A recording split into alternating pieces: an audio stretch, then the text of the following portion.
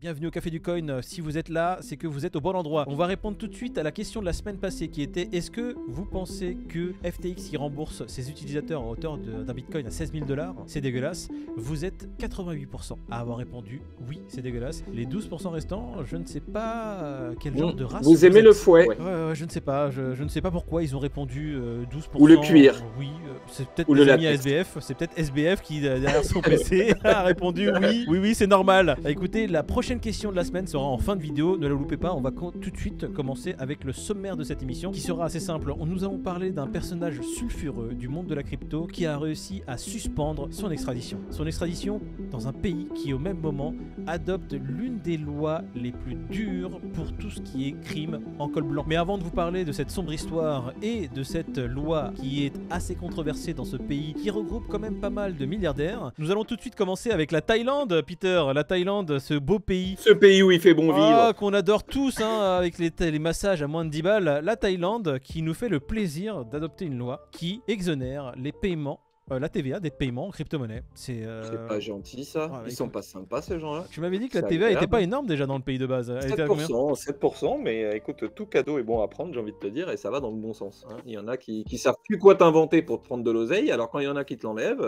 Ah bah là pour l'instant il te l'en laisse là. C'est supprime la TVA pour les transactions en crypto-monnaie. Alors au-delà juste du titre, les gens peuvent se dire c'est que 7%. Ça montre aussi l'engouement de la Thaïlande pour les crypto-monnaies dans un environnement qui n'est pas forcément propice. On sait que l'Asie est vraiment un hub en développement pour tout ce qui est crypto et les nouveaux protocoles qui arrivent de toute façon sur le domaine de la blockchain. C'est que ça va permettre de trust un peu de gens voilà, en Thaïlande. Tu sais que le pays, il fait des réglementations qui vont en faveur de la crypto. Donc, du coup, c'est pour ceux qui se retrouvent dans ce périmètre-là, ça va devenir intéressant pour eux. Même pour les expats, hein, la Thaïlande, c'est déjà un endroit où les gens vont. C'est énormément de personnes qui sont immigrées en Thaïlande, donc ce qu'on appelle les expats, pour ne pas les appeler les immigrés de là-bas, qui vont pouvoir, ceux qui sont dans la crypto, pouvoir commencer à payer en crypto. Et même pour la population locale, il y en a énormément qui sont encore débancarisés, qui vont pouvoir avoir leur petit wallet et recevoir des paiements en crypto-monnaie. Tu veux vendre des choses, même sur les étals, tu passes pas par Ethereum, parce que évidemment le prix les frais de transaction c'est une baraque. Allez.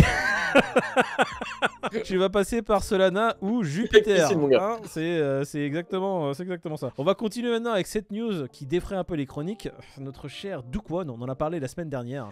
Très cher Do Kwon. Ouais, on en a parlé la semaine dernière pour dire très cher Do Kwon. Il coûte assez cher ce mec là, oui. Quand t'interagis avec lui, tu perds 10K la seconde, sans rigoler. En plus, je crois que j'ai perdu 10K à cause de sa connerie de Luna. J'ai pas perdu 10K, mais j'ai perdu de l'oseille parce que moi j'ai voulu faire le bac de Luna que j'avais. Bon, à la limite. C'est ça que j'ai perdu. Ah, toi, c'est le bac qui avait 10K. Ah oui, bon, non, moi je devais avoir, je sais pas, 500, 1000 balles, quelque chose dans le genre, tu vois. Donc c'était pas trop, c'était pas énorme. Par contre, j'ai mis une pièce équivalente lors de la descente en me disant je vais racheter le bip.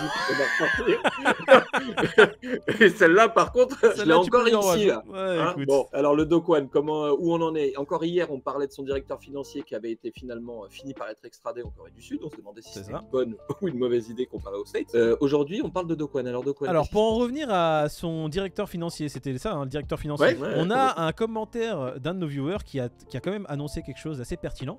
Il faut savoir que la Corée du Sud est connue pour ses yonkou, voilà, pour ceux qui comprennent, ces personnages haut placés qu'on appelle les chaebol, qui sont intouchables parce que extrêmement riches. Alors les chaebol de la Corée du Sud, en plus d'être riches, ils ont des positions assez haut placés où ils ont des gens très loyaux qui sont à des postes clés, ce qui fait qu'ils sont intouchables. Ils sont pas forcément juste riches, ce qui fait que on parle de Do Kwon qui a du coup réussi à mettre en pause son extradition, c'est ça Peter? Oui, alors lui il est encore coincé, comme on le disait, son directeur financier, lui il a pris un avion direction la Corée du Sud donc pour son extradition hier. Aujourd'hui c'est Do Kwon qui était donc encore sur le sujet, mais il a de nouveau fait appel, donc c'est le deuxième appel qu'il fait sur des espèces de vices de procédure, on va pas se mentir, sur la légitimité ou pas d'extrader donc de son extradition tout simplement. J'ai appris une autre chose dans l'article qui est intéressante, c'était le fait de savoir quel pays allait avoir Do Kwon. Donc l'idée ce serait que la première demande serait en fait premier arrivé premier servi, voilà. Du coup si c'est les États-Unis, ce serait les États-Unis. Retournement quand même, hein. C'est ça, surtout que vient de le dire, Corée du Sud, pays corrompu.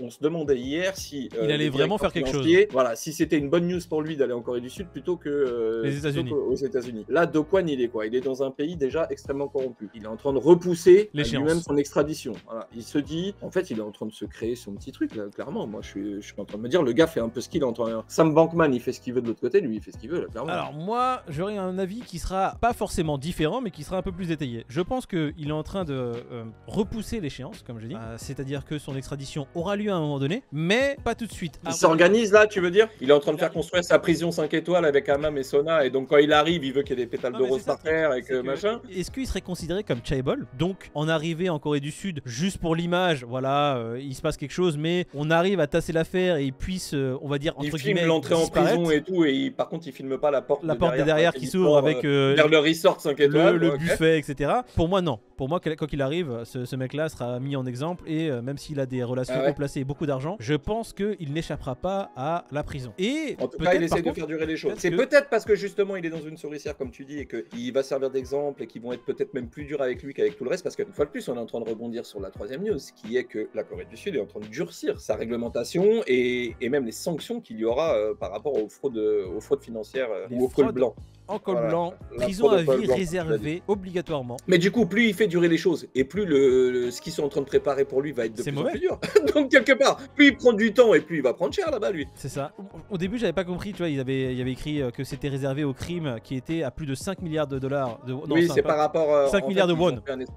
Mais c'est 3,8 millions de dollars américains, 5 milliards de won. Ah, ok. Donc, parce que effectivement, quand j'ai lu moi aussi, je me suis dit milliards avant qu'ils les atteignent, machin. Pour toucher la prison à vie, ça fait quand même. Alors lui, il y aurait droit, disons. Mais avant que les autres y aient droit, tu vois, quelque part, le mec qui nique 100 millions, bah, mais effectivement, des millions de won, comme tu dis, ça serait donc des millions de dollars, quelque part, des milliards de won. Donc, bon, ça va, c'est encore honnête. Ça veut dire que lui, il mériterait prison à vie, là, déjà. Ah oui, non, mais il mériterait, pareil, hein. Alors, 3,8 millions de dollars, on estime l'escroquerie qu'il a faite à plusieurs milliards de dollars, on n'oublie pas. Lui, il mériterait la prison à vie à peu près 200 fois par là, parce qu'on ne sait pas exactement le montant du pactole qui est disséminé parmi tous les wallets qu'il a réussi à... allegedly, hein, on n'est pas sûr, mais...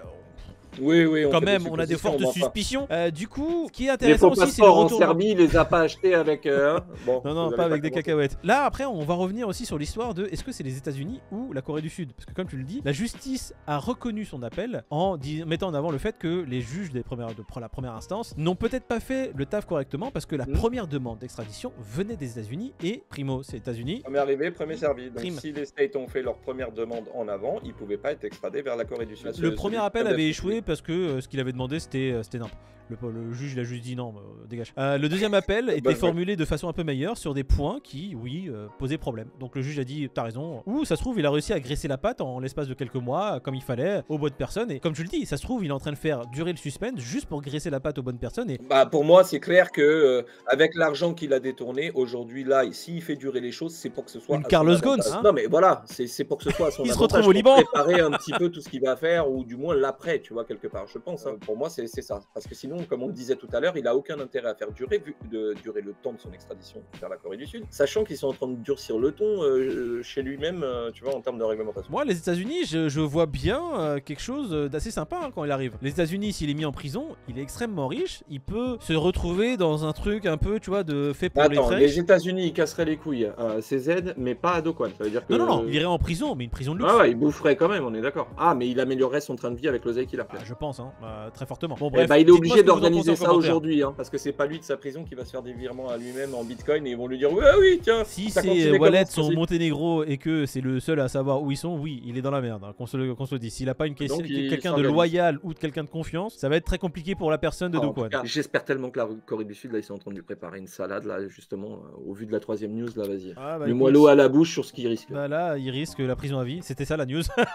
Ah bah c'est bien. On va faire du coup maintenant, on va passer directement après ce cher Do Kwon. Nous, on va pas prendre de l'argent, on va offrir de l'argent. On va passer à la section du shitcoin de la semaine. Shitcoin de la semaine. La courbe apparaît juste ici. Vous connaissez le principe du jeu. C'est un coin, un token, une courbe qui appartient à un coin ou un token. À qui était-ce? À qui sera-ce hein? Vous trouvez à qui appartient cette courbe, vous la mettez en commentaire et les gagnants seront tirés au sort jeudi prochain pour gagner un bac de cette crypto. C'est assez simple, hein, Peter. On parle beaucoup de airdrop, dim, oh là là, le prochain wormhole. Mais ici, il y a de la crypto déjà là, gratos. T'as pas besoin de airdrop. airdrop, hein, juste à mettre un Et pas commentaire. besoin de faire d'opération, d'interagir avec le protocole. Le seul protocole, c'est le café du coin. Tu t'abonnes, tu laisses un commentaire. Jeudi, tu participes au live, tu prends ta crypto. Merci, au revoir. Et la nouvelle question de la semaine, du coup? Alors, la question de la Mais semaine. très simple, quel sera le prochain gros airdrop de 2024? Après, on en a eu plein là. Le dernier était Dim, le prochain Wormhole. Apparemment, il n'y a que 100 000 utilisateurs qui seraient éligibles à plus de 1 milliard de tokens. Donc, mettez en commentaire ce que vous pensez. Quel est le prochain gros airdrop